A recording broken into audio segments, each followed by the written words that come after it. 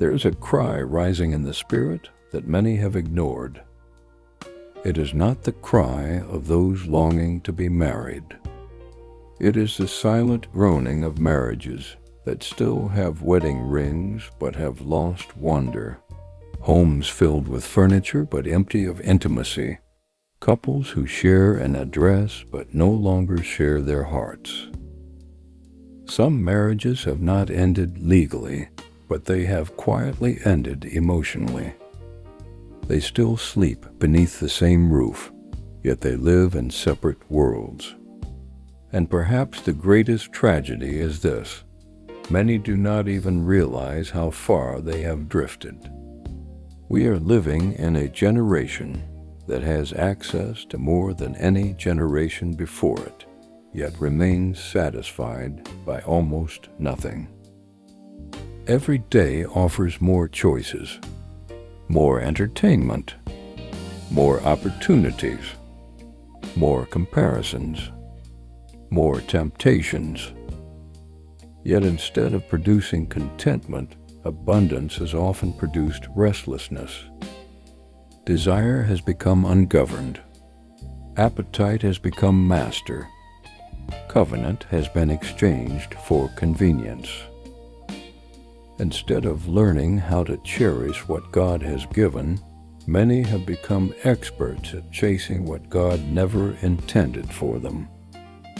Men and women stand at tables prepared by God's own hand, yet their eyes wander, their hearts drift, their hands reach for what was never assigned to them. And this raises painful questions.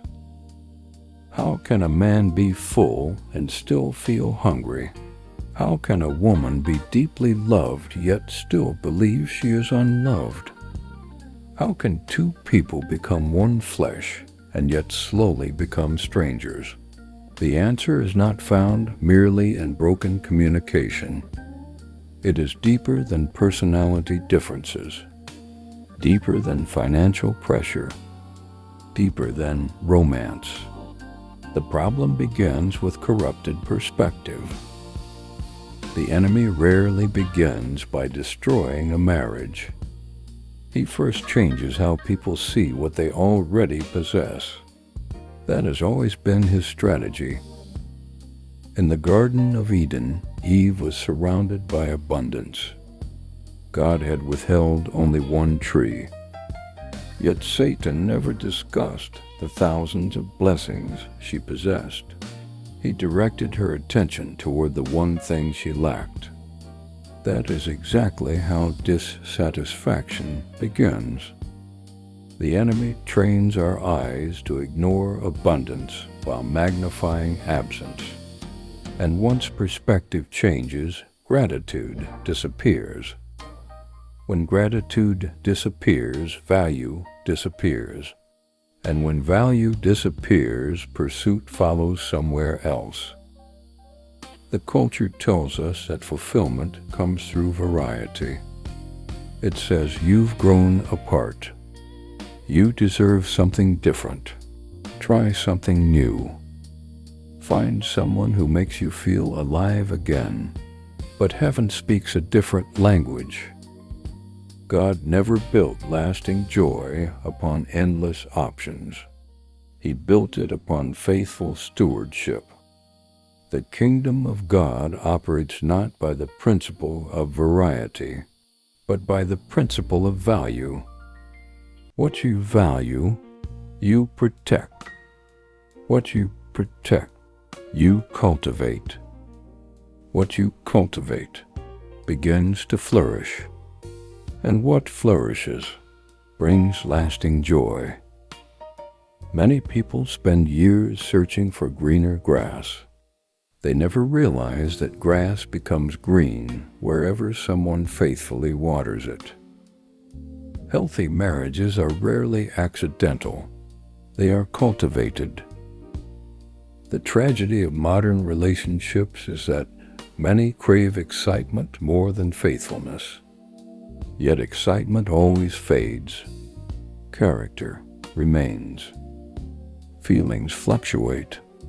Commitment sustains. Beauty changes. Covenant grows stronger with every faithful season. Marriage was never designed to survive on emotion alone.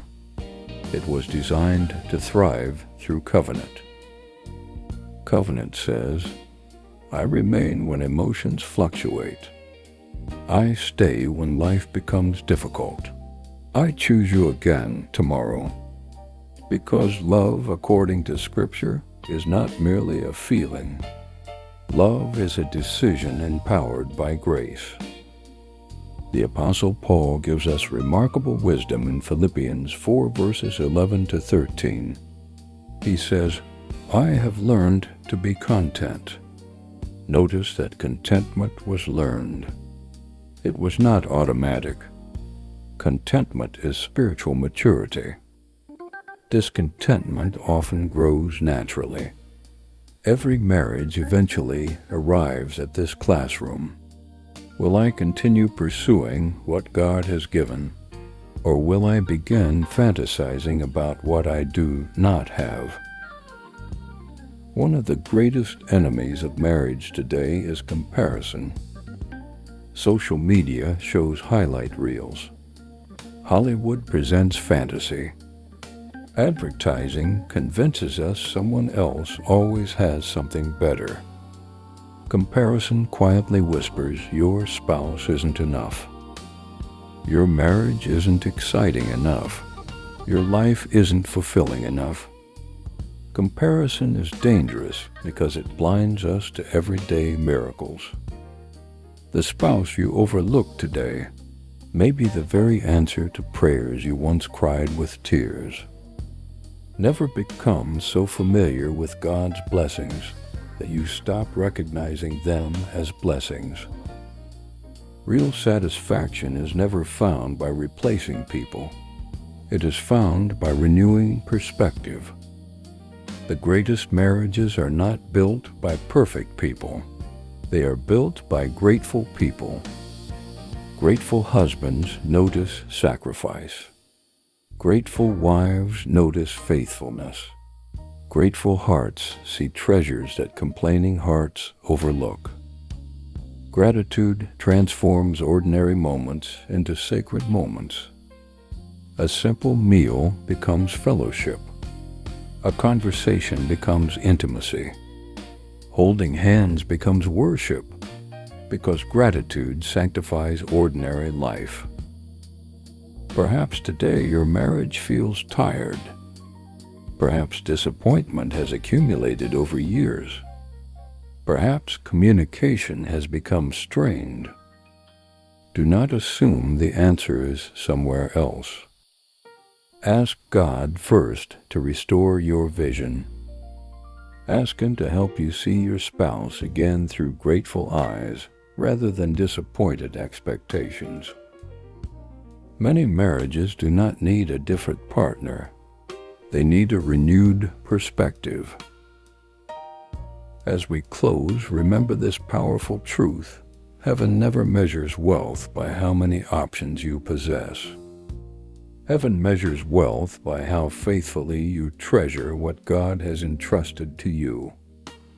The secret to lasting satisfaction is not finding someone new.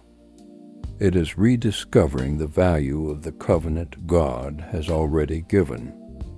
Because what you value, you nurture. What you nurture, you enjoy. What you enjoy, you protect. And what you protect will become a testimony of God's faithfulness for generations to come. May God restore our vision, renew our gratitude, strengthen our covenant, and teach us once again that enough becomes more than enough when Christ is at the center of our marriages. If this message encouraged you, don't forget to like, subscribe, share with someone who needs hope today.